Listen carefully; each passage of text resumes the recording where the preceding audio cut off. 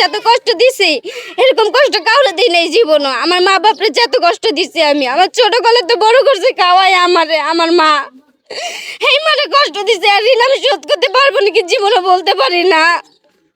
হ্যাঁ, ৩ জন গ্রেপ্তার হয়েছে, ২ জন গ্রেপ্তার হয় নাই। যে আসল মেন ভিডিও করছে তাকে গ্রেপ্তার করতে পারে নাই।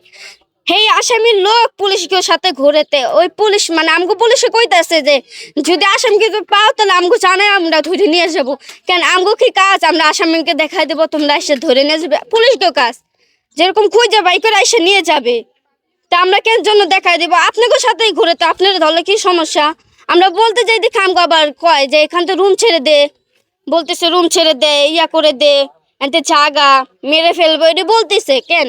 এই জায়গায় আমরাও বাড়াইটা তোমরা বাড়াইটা। আমার মার ছোট কালেতে আমার বাপের রিস্কা চালে, আমার মার কাজের মানে বাসা বাড়ি কাম করে ছোট কালেতে খাওয়ায় আমার বড় করছে। আমার যে এত বড় মানে আমার মার ঋণ আমি শোধ করতে পারবো না। আমার মা ছোটতে আমাকে বড় করছে খাওয়াই, মানে আমি ঋণ পুরো শোধ করতে পারবো না আমার মার। আমার মারে বলছি, পরে আমার মা আমারে হসপিটাল নিয়ে গেছে। হসপিটালের পরে মানে মেডিকেল হয়েছে, রক্ত নিছে, ডিএনএ টেস্ট হয়েছে। যেন যদি আমার লগে এসব না হইতো তাহলে নেগেটিভ আসতো, আর যদি এর হয়েছে তার জন্য ও পজিটিভ আইছে না। এই ম্যানেজার নিয়ে বলছি, ম্যানেজার নি কয় মিশা কথা সব, মানে ম্যানেজার নি কইতাছে যে আমরা সব মিশা কথা কইছি। আমরা যদি মিশা কথা তাহলে রিপোর্ট কি মিশা কথা কইব আমগো লাগে? রিপোর্টও যা আইছে আমিও তা বলছি। তার জন্য হ্যাঁ আমাকে বলতেছে, কালকে আমাকে হুকুম দিছে যে আমাকে মেরে ফেলবো। রাইতে আমি একটু ঘুমাই নাই, আমার দরজার সামনে পাহারা দেয়, দরজার সামনে এসে দাঁড়ায় থাকে। আমার বলতেছে যে আমাকে মেরে ফেলবো। আমি কেমতে মানে আপনারা ঝাড় পর আমার সাথে এরকম হয়েছে। যদি আরেক মায়ের সাথে হয় তাহলে মাইয়া তুমি বাঁচবে না, পুরো মরেই যাইবো। যেরকম যদি আমি আমার মা বাপ আমার নিজের ফাঁসিতে মন চাইতেছে, নিজে মরে গেলে অনেক খুশি হইতাম। আমার মা বাপের তো অনেক আপদ কমা যাইতো। আমার মা বাপরে যত কষ্ট দিছি এরকম কষ্ট কাউরে দিই নাই জীবনও। আমার মা বাপরে যত কষ্ট দিছি আমি, আমার ছোট কালে তো বড় করছে খাওয়াই আমারে আমার মা।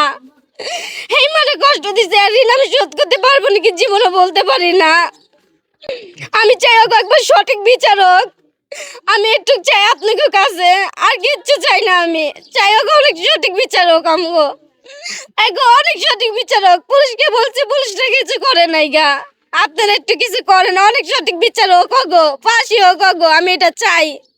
আর কিচ্ছু চাই না গো, ফাঁসি হোক, আমি এটা চাই। মার সাথে কোনো কথাই নাই। আমার মারে আমি বলছি, এইসব করার পর আমার মারে আমি বলছি, পর আমার মা আমাকে থানায় নিয়ে গেছে। ওতে 11 দিনের জন্য আমার মেডিকেল ভর্তি করাইছে। আমার শরীর ভালো ছিল না, আমার মায়ের দাগ ছিল আমার শরীরে।